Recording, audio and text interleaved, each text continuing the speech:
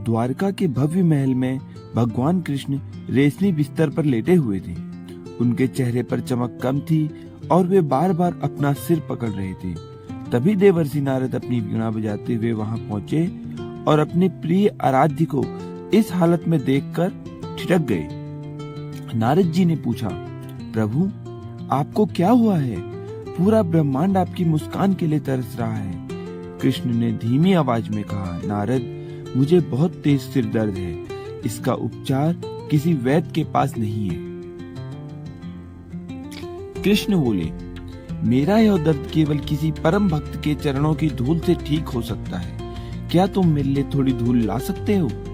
नारद यह सुनकर सोच में पड़ गए कि क्या कोई भक्त भगवान के सिर पर अपने पैरों की धूल लगाने का साहस करेगा। नारद जी सबसे पहले द्वारिका की रानियों रुक्मणी और सत्यभामा के पास गए। उन्होंने बताया कि कृष्ण बीमार हैं और उन्हें ठीक करने के लिए उनके चरणों की धूल चाहिए। रुक्मणी यह सुनते ही पीछे हट गई और उनके चेहरे पर डर छा गया। सत्यभामा बोली, नारद जी यह आप क्या कह रहे हैं? प्रभु के मस्तक पर हमारे पैरों की धूल, यह तो घोर पाप है। ऐसा करने पर हमें युगों युगों तक नरक की आग में जलना पड़ेगा। दोनों रानियों ने धूल देने से ऐसे ही नारद जी जहाँ जाते, जिस भक्त के पास जाते, उन सभी ने चरणों की धूल देने से इनकार कर दिया। हार मानकर नारद जी वृंदावन की ओर गए। वहां उन्हें यमुना तट पर राधा दिखाई दी। राधा की आंखें बंद थी और वे मन ही मन कृष्ण का नाम जप रही थी।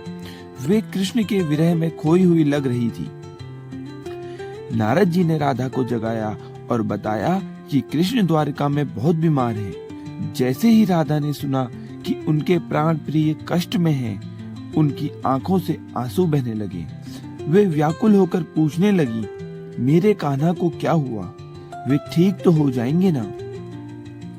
नारद जी ने जब कृष्ण के इलाज के बारे में बताया तो राधा ने एक पल की देरी भी ना करी।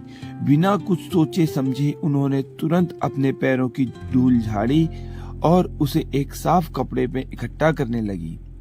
उनके मन में कृष्ण के स्वास्थ्य के अलावा और कोई विचार नहीं आया। नारद जी ने उन्हें चेतावनी दी, राधा क्या तुम जानती हो कि भगवान को अपने पैरों की धूल देने का क्या परिणाम होगा? तुम्हें नरक जाना पड़ सकता है। राधा मुस्कुराई और बोली, नारद जी अगर मेरे कान्हा का दर्द कम होता है तो मुझे करोड़ों साल का नरक भी खुशी खुशी मंजूर है। नारद जी वापस द्वारका आए और वह धूल कृष्ण को दी। धूल लगते ही कृष्ण खिलखिलाकर हंस पड़े। उन्होंने नारद को समझाया कि जहां मैं और मेरे पाप पुण्य की चिंता खत्म होती है और केवल प्रिय की खुशी बचती है, वही सच्चा प्रेम है और राधा भाव है। राधे राधे।